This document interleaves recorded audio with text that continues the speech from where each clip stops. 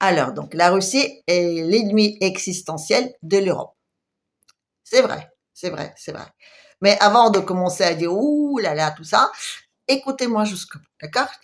Parce que c'est pas si évident que ça.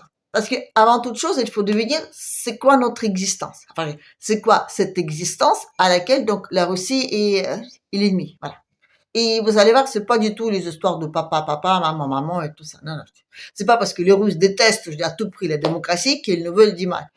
Et ce n'est même pas du tout pour venir piquer nos toilettes. Peut-être un tout petit peu. Mais je dis, c'est pas la chose la plus importante, d'accord? Alors, c'est quoi le truc? Notre existence, déjà.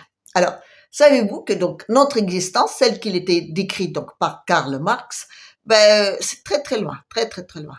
L'histoire de patron méchant qui possède donc l'outil de travail et donc qui spolie, qui ment et donc qui on va dire et qui oblige les pauvres ouvriers à travailler pour 3 francs 6 sous, c'est déjà du passé, du passé, du passé et ça a dépassé totalement. Voilà. C'était bien, mais il y a très très très longtemps. Il y avait encore des petites restes dans les années, on va dire, 60, mais déjà dans les 70, ça commençait à un peu gâter.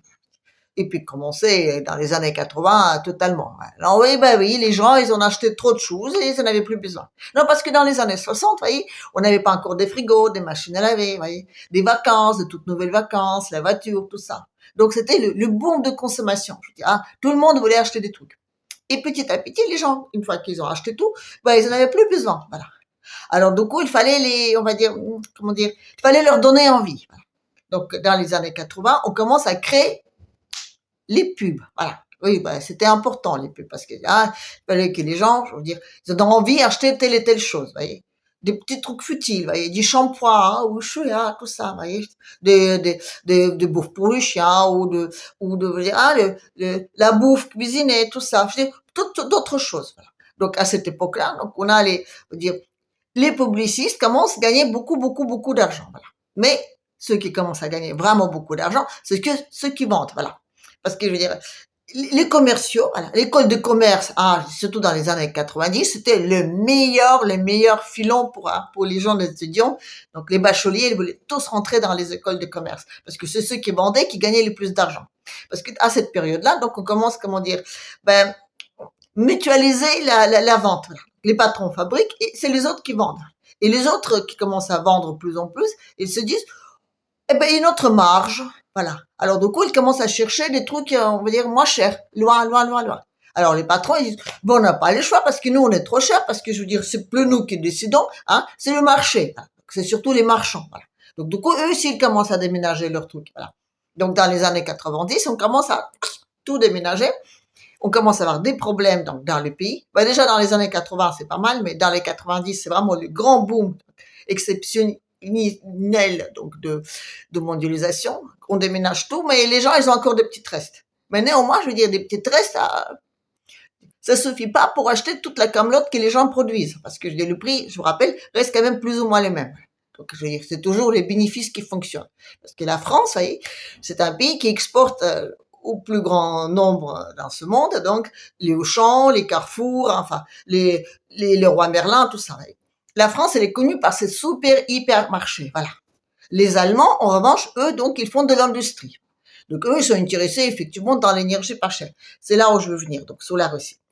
Donc, quand on arrive à la fin des années 80, il se trouve que, donc, surtout au début, donc 90, qu'en Europe, on commence à être, on va dire, pas très bien. Disons qu'on a pas mal déménagé et il commence à avoir en Europe même donc des tensions. Des tensions des gens qui ont besoin de travailler, donc il faut leur offrir des emplois autres que donc dans les usines, puisqu'il n'y en a pas. Hein. Donc il faut créer, on va dire, des postes divers et variés, les fonctionnaires, voilà, ou d'autres, donc des services, tout ça, enfin, des petits trucs, lesquels, pour payer, on n'a pas d'argent, voilà. Donc du coup, on a la dette. Alors la dette, c'est aussi un truc absolument formidable. Pourquoi? Parce que figurez-vous, donc, quand on commence je dis, à foncer, expliquer à tous les gens qu'ils doivent acheter plein de trucs, à leur donner envie, voire même créer le besoin, il faut aussi leur donner, je veux dire, les moyens financiers. Donc il y a du travail, d'accord, mais bon, On est quand même un peu radin, donc, hein. Et puis les gens, ils ont envie des trucs tout de suite. Et surtout, nous, on a envie qu'ils achètent tout de suite, parce que je ne veux pas attendre qu'ils mettent de l'argent de côté, tout ça. Donc, on crée les emprunts. Donc, les emprunts de consommation, pour commencer. Voilà. Donc ça aussi, c'était des années 90. Ouais, moi et ma carte, la farfouillette, à la galerie, hein, avec ma fille. Waouh, voilà. On fait claquer, on achète plein de chaussures, plein de sacs, plein de trucs, plein de machins. On a envie, on a envie. Attendez, hein, on a les jeans taille basse. Oh, 3 ans après, oh là là, les jeans hautes. Non, mais attendez, là, quand même, je suis pas ringard, hein, vous voyez, donc voilà. C'était la belle époque, il fallait vraiment, vraiment consommer, consommer, consommer. C'était des années 90. Mais, comment vous dire, on se trouve quand même dans une situation un peu complexe. Parce que je veux dire, si on arrive à consommer autant, et si on arrive toujours à avoir de l'argent dans le pays, c'est parce que je veux dire, on a, comment dire, on a de l'argent disponible. Et tout ça, ben, c'est pas seulement grâce à l'Afrique, non, non, non, même si ça contribue beaucoup, mais comment disait Mitterrand déjà, oui, chaque 5e euro que vous avez dans votre poche, il vient de l'Afrique, voilà. Mais chaque 3e, il vient de la Russie, oui, parce que la Russie, vous voyez, une fois qu'elle a explosé, donc une fois qu'elle a tout vendu à 3 francs 6 sous, ben, il fallait donc recommencer. Alors, donc, il gagnait de l'argent là-bas, mais l'argent qu'il gagnait là-bas, il les gardait principalement en Europe, voilà. Donc oui, parce que l'Europe, elle faisait des bons prêts, voilà. Et surtout, je veux dire, on va dire que c'était plus glamour, c'était plus près, ouais. Donc il y avait une fuite de finances de la Russie vers l'Europe, voilà. Non, parce qu'on dit toujours les Américains, tout ça, mais l'Amérique, elle a avant toute chose bénéficié je veux dire, d'avance politique, voilà. C'est devenu un leader mondial, donc d'un point de vue politique, d'un point de vue, on va dire, militaire, les gendarmes, voilà. Mais d'un point de vue financier, non, non, non, ils ont pas gagné grand chose de la Russie, non, non, non. C'est surtout l'Europe, voilà.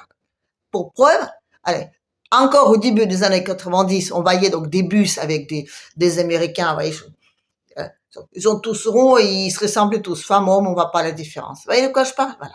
Au début, on avait ça. Maintenant, je dis non, non, dans les 2000, les bus d'Américains, il n'y en a pas. Les Américains, ils n'ont plus d'argent pour voyager. Les Européens, en revanche, si, hein, un petit peu moins. Maintenant, moi, je veux dire, dans les années, on va dire, allez, 2000, 2010, waouh, hein, on a beaucoup, beaucoup voyagé parce que c'était hyper avantageux dans les pays, on va dire, sous-développés, c'est ça. Bref, donc, ce que je veux dire, c'est que tout ça, l'Europe, elle a bien vécu des années 90 et des années 2000 grâce à la Russie. Déjà, il y avait la finance qui venait en Russie, ce qui ouvrait donc le vrai argent qu'on pouvait donc prêter, justement pour tous nos super crédits de consommation. En plus, je dis, quand la Russie explosait, et surtout donc le pacte de Varsovie, ça a ouvert un supermarché de tous ces pays de l'Est dans lesquels on pouvait vendre toute notre camelote. Voilà. On les fabriquait donc dans les pays d'Asie, et même parfois même en Europe, voilà. Oui, oui, oui, donc toutes les supermarques, c'est de haute couture, ils sont tous déménagés en Europe, voilà. Voilà. Oui, bah, la Turquie, c'est bien, mais bon, bien. Même la Tunisie, c'est bien, mais je veux dire, c'est surtout, on a colonisé l'ex-espace de l'Union soviétique. Ça, c'était bien. Il faut pas les perdre. Donc, on a divisé l'Europe donc, en deux. Voilà. On a donc ceux qui travaillent pour ceux qui en profitent. Voilà. Et en plus, ils en profitent non seulement parce qu'il y a des flux financiers qui viennent de la Russie, parce qu'en Russie, si vous voulez emprunter de l'argent, c'est ouf, allez, 25%, voilà. Et le crédit, hein, d'accord? Oui, non, ça nous paraît complètement, je veux dire. Non, là-bas, quand c'est 11%, ils sont déjà contents, les mecs, d'accord? Donc, les 3, 4, 5% chez nous, c'est, hop, ils s'imaginent même pas que ça existe, voilà. Et en plus, je veux dire, les fuites financières, parce que je veux dire, il y avait un accord qui était donc conclu avec les Russes tout au début des années 90, comme quoi, à chaque fois quand ils voulaient donc, à chaque fois quand ils vendaient quelque chose à l'extérieur, et ils touchaient le dollar, donc, ben, ils devaient imprimer donc les roubles à seule condition qu'ils déposaient donc tous leurs devises à l'étranger, notamment donc dans les réserves fédérales aussi, pour garantir donc l'effet d'imprimer des roubles là-bas. C'est, comment dire, presque aussi dégueulasse que le franc CFA. Bon, les francs CFA, c'est fait sous le forme, donc, les mecs, ils vendent des trucs, ils touchent donc des dollars et des euros, ils les déposent dans les banques européennes, et les banques européennes, donc, ils impriment, donc, les tickets de caisse, comment dire, voilà. Donc, ils définissent, eux, donc, en Europe, auquel prix, donc, ils vont les échanger, et eux, ils gardent la vraie devise, voilà. Ça fait que les pauvres Africains, s'ils ont envie de quelque chose, je veux dire, hein, acheter, je sais pas quoi, je veux dire, une quelconque machine à outils, ils doivent demander aux Européens, voilà.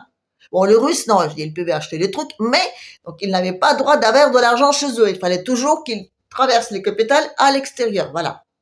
Et ça, c'était très bien parce qu'à un moment donné, dans les années 90, surtout dans les 2000, on a une explosion de crédits. Voilà. C'était, devenaient tous propriétaires, achetaient tous des voitures. Non, mais là, je veux dire, on commençait à voir loin, haut, vous voyez, des histoires de gel ou de machines à laver. Non, là, c'était bien, mais c'était bien quand c'est des commerciaux qui dirigeaient le monde. Mais quand vraiment, je dis, on passe au plus gros, je dis, à la banque, voilà, là, là, c'est les finances qui prendront les flambeaux. Voilà. Okay? On passe donc des mecs, donc, hein, des travailleurs, travailleuses, on veut spolier, on veut donc bon.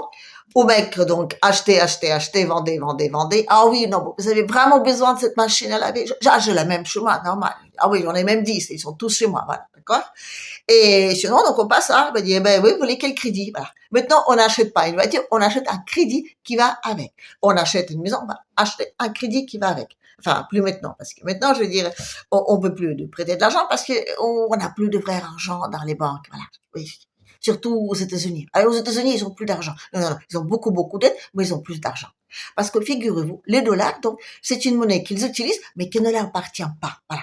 Oui, les Américains, donc, on va dire, au début du XXe siècle, ils ont conclu un accord avec une petite bande de, hein, je veux dire, avec, non, une petite, excusez-moi, non, avec une petite, des amis, voilà, des amis qui ont organisé donc la Fed. Voilà. Ils ont dit, voilà, donc nous, on s'occupe de dollars et vous, vous occupez de nous. Voilà. Vous protégez le dollar partout et nous, on vous fait des prêts tant que vous voulez. Voilà. C'est génial. Sauf qu'aujourd'hui, il se trouve que la même Fed, d'accord, ben, elle travaille plus pour les Américains. Elle continue à imprimer beaucoup de dollars, mais qu'elle prête donc à l'Europe, laquelle, elle, est le blanchie. Voilà. On imprime plein de dollars, on les fait donc passer dans la Banque centrale européenne, donc la banque des États, normalement, voilà. Et elle les prête aux États, voilà. Et les États, ils les rentrent dans l'économie, voyez. Donc c'est un vrai blanchiment. Donc ça, c'est l'argent imprimé donc par les États. Mais on a quand même besoin de vrai argent, l'argent qui vient de la vraie production. Sinon, on ne peut pas que vivre avec du faux billet. Non, c'est pas possible.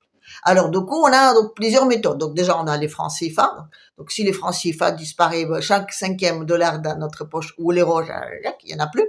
Mais si la Russie, je dis, il commence à faire son petit, hein, la souveraineté, tout ça, bah, oh, je veux plus être démocratique, mais en revanche, je veux garder mon pognon, ben, ça va pas aller. Donc, du coup, à tout prix, donc, Poutine, là-bas, avec sa souveraineté et ses beaux discours, là, non. Les mecs, vous restez une colonie. Pour la France, on a besoin des parts de marché. Le marché, d'accord. On a besoin de continuer à vous vendre plein comme l'autre, d'accord, et gagner de l'argent sur le marché. C'est le principe français. La France, je dis, c'est surtout, je veux dire, ils font de la spéculation, mais ils font surtout, on va dire, du commerce, voilà. Les Allemands, eux, ils ont besoin de produire des trucs, voilà. Et les Russes, ils leur fournissaient l'énergie pas chère. Et croyez-moi, c'était pas parce qu'ils adoraient des Allemands. Non, parce que la Russie est devenue une véritable colonie donc de l'Occident. Donc ils devaient vendre le gaz. C'était les accords qui étaient conclus tout au début. Et parfois ils les vendaient même à perte. Mais c'était comme ça. Et les Russes disaient oui, mais tant qu'on fait du commerce, voilà, on fait pas la guerre. Tu parles. Voilà. Oui, c'est pour ça qu'aujourd'hui on dit que non, je dis ce sera plus les mêmes contrats. Parce que ce sera plus les mêmes contrats. Parce que la Russie, il veut plus être une colonie. Voilà. Et l'Europe, vous voyez, sans colonie, sans l'Afrique déjà. Et c'est pas encore une fois une question de ressources, parce que en France, je dis non, il y a plus d'usines, il n'y a plus rien. Donc les ressources, il ne faut plus tuer comme ça. Pas tellement. L'Allemagne aussi, d'ailleurs, ils ont tout déménagé. Mais surtout, parce qu'ils ont besoin de l'argent qui coûte rien. Parce que je dis, aujourd'hui, on vit dans un pays où on n'a plus de travail. Donc, on paye des gens pour rien faire. Voilà. On a inventé plein de fonctionnaires, on a inventé les régions, je sais pas quoi, on a mis des cadres, 5 cadres par hôpital, je dirais, complètement inefficace. Là, à la place de là où il y en avait un efficace, on s'en fiche. Il faut mettre des gens partout. On a besoin de s'occuper de tous ces gens-là. Et pour ça, on a besoin d'argent. Voilà. Parce que c'est dommage, les gens se retrouvent au chômage, sans RSA et sans les retraites, voilà. Ça va être très, très problématique. Donc, la Russie, elle a pas droit elle a pas droit de céder, merde. Pardon, je flûte, zut. Il faut qu'ils continuent à hacker, là. Voilà. C'est normal. C'est son job. Ils sont grands, ils sont plus nombreux, et voilà. C'est pas normal qu'ils gardent tout leur pognon pour eux. On est d'accord. L'Afrique, c'est la même chose. Voilà. Les Africains, les francs CFA, parce que j'ai comment on va faire, hein? Non, parce que l'Europe, c'est très gentil, hein, avec nos histoires de sauver les tombeaux de Christ,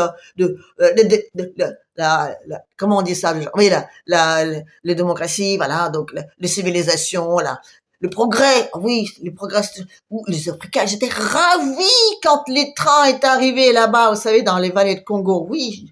Ah oui, c'était pour leur bien. Enfin, c'est quand même plutôt permis de bien coloniser le centre de l'Afrique, mais bon.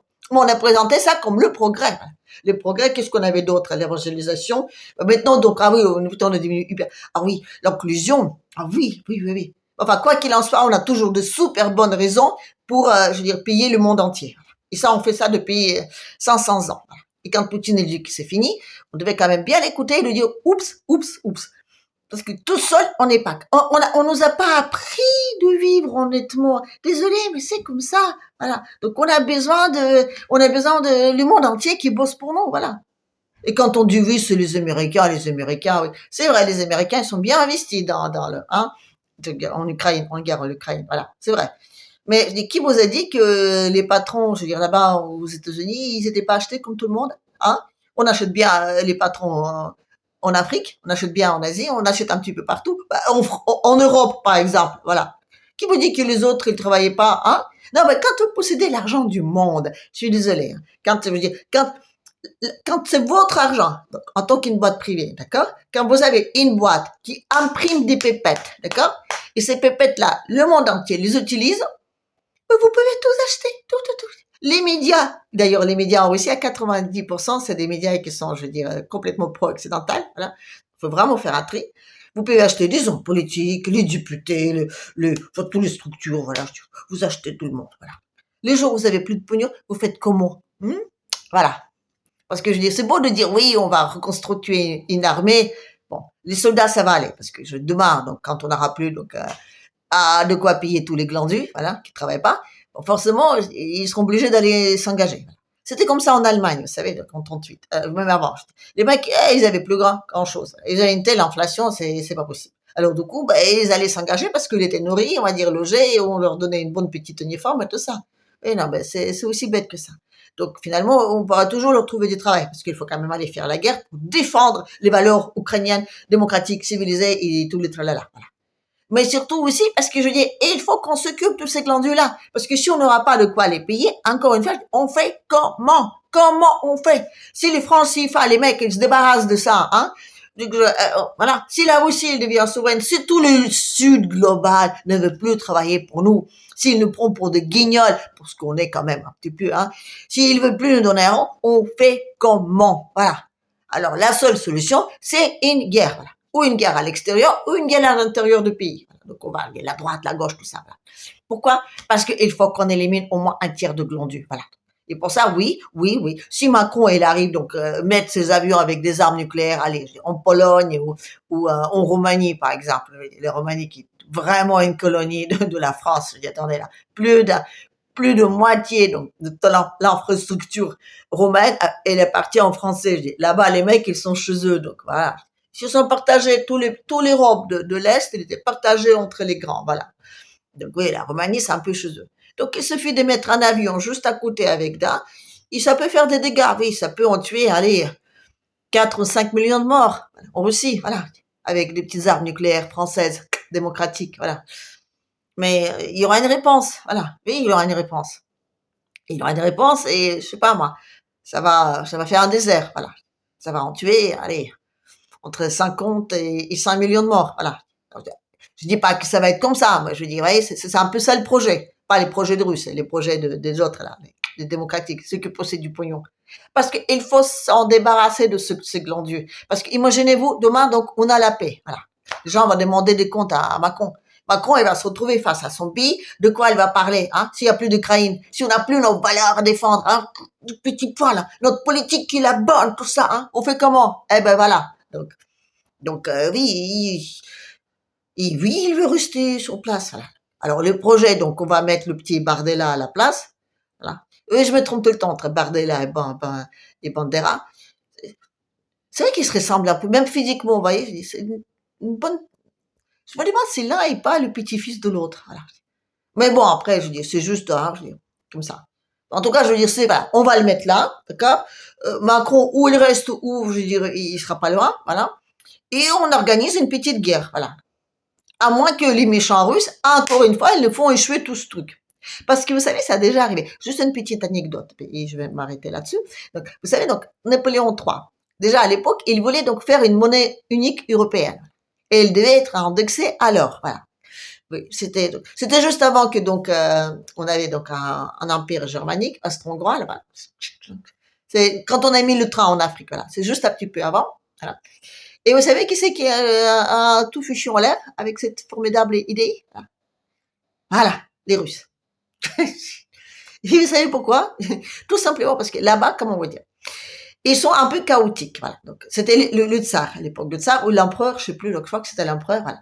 Mais à un moment, donc, ils trouvaient de l'or parce que déjà à l'époque, on commençait à trouver de l'or en Sibérie. Dès qu'ils trouvaient de l'or, ben, ils le balançaient sur le marché en achetant plein de trucs et le cours de l'or chutait inexorablement. Et ils bazardaient tout, il n'y en avait plus. Et une fois qu'il n'y en avait plus, eh ben, qu'est-ce qu'ils faisaient? Ils rachetaient l'or. Et donc, les prix d'or, ils montaient. Et ils faisaient ça, je dis, le yo-yo avec de l'or pendant plusieurs mois, je veux dire, voire années, et c'était dramatique. À cette époque-là, c'était dramatique. Je veux dire, excusez-moi, je veux dire, mais il y avait quand même suffisamment de raisons déjà de tester les Russes à l'époque parce qu'ils font toujours du yo-yo. Voilà. Non, ben, les Russes, je veux dire, ils les font pas exprès, c'est comme ça. Je veux dire. Mais ils embêtent toujours l'Europe parce qu'ils ne permettent pas à l'Europe de s'enrichir sur le monde entier. Voilà. Les Européens, ils concoctent de super plans comme ça, je dirais. Puis après, ils tombent sur la Russie qui est totalement, voilà, comme ça. Hop, voilà. Ah, on a trouvé de l'or, allez hop, on va se construire un nouveau palais. Ah là là là là, on construit un nouveau palais, on n'a plus d'or. Ah, il faut qu'on rachète l'or. Voilà, c'est un peu ça. Bref. En tout cas, je veux dire, encore une fois, la méchante Russie, il est en train de donc mettre en l'air tous les plans formidables de nos démocratiques, civilisés et, on va dire, humanistes, mondialistes, voilà. Et aujourd'hui, on se retrouve dans une situation où, a priori, donc, si on n'arrive pas à suffisamment énerver Poutine, hein, avec tous nos histoires, donc, c'est en essayant de les provoquer au maximum, avec tous nos médias, et ça, faites-nous confiance, que ce soit bien à l'intérieur, à l'extérieur. Donc, si on n'arrive pas, donc, de continuer cette guerre à tout prix, en essayant donc complètement coincer Kaliningrad, empêcher des Russes de sortir dans les mers Baltiques, en créant vraiment, je dis, des super tensions dans les mers Noires, parce que c'est quand même ça aussi le but. Hein. Il ne faut pas que les Russes rentrent chez eux, il faut qu'ils restent infiltrés, voilà. Donc si on n'arrive pas à faire ça, bah, l'Europe, elle va faire boum, voilà. Et non, ne soyez pas contents quand l'Europe va faire boum, parce que les pays européens, aujourd'hui, je veux dire, dans le monde, ils sont pas viables tout seuls. Voilà. Donc forcément, il faudra qu'ils créent des coalitions. Enfin, je dirais, il faudra qu'ils créent des unions, voilà. Encore une fois, comme par exemple l'Empire austro-hongrois, ouais, qu'on prend un parti de l'Allemagne, voilà, on la s'entend deux, on prend le hongrois, on prend le romain, enfin, voyez, on crée. Il faudra que les mecs se réunissent, sinon, je veux dire, tout seuls, ils s'en sortiront pas. Par exemple, le Portugal et l'Espagne, bah oui, il faudra qu'ils s'entraident. Et en trois pays, donc les grands pays qui finalement ne pourront pas s'entraider parce qu'ils sont trop gros, qu'ils vont écraser les autres et ils vont pas, donc, hein, comment dire, et puis ils seront détestés par tout le monde ici. Donc c'est l'Allemagne, la Grande-Bretagne et la France. Donc nous, il faudra qu'on s'unisse entre nous. Pour s'unir entre nous, il faut trouver le leader entre les trois. Voyez donc, et c'est là où ça va coincer. Parce que chacun veut être le leader de ce truc-là. Donc, il se peut que si on rate la guerre civile et si on rate la guerre avec des Russes, on aura peut-être une petite guerre entre les copains, voilà. Chaude ou pas, j'en sais rien, mais en tout cas, je veux dire, l'explosion de l'Europe, même si beaucoup parmi nous la souhaitent, ça ne prédit rien de bien. Finalement, si la Russie perdait, peut-être que bon, ce n'est même pas sûr. Ce n'est même pas sûr parce que je vous rappelle, le monde financier, il n'est pas besoin d'usines, il n'est pas besoin d'ouvriers, il n'est pas besoin des gens. Les gens, ça coûte cher. Et les gens qui font de la finance, ils ont envie de garder de l'argent pour eux. Ils n'ont pas envie de le donner aux gens qui sont au chômage, à la retraite et autres. Donc forcément, je dis, ils vont trouver un truc pour les éliminer, je veux dire, un tiers, voilà. Donc finalement, je dis, ou alors, on va dire qu'on reste plutôt en vie parce que donc il y a une fin brutale grâce à cause de Russes, donc là, de l'Union européenne, et je veux dire, et on ne coince suffisamment que d'un seul coup, ben, on est obligé d'agir.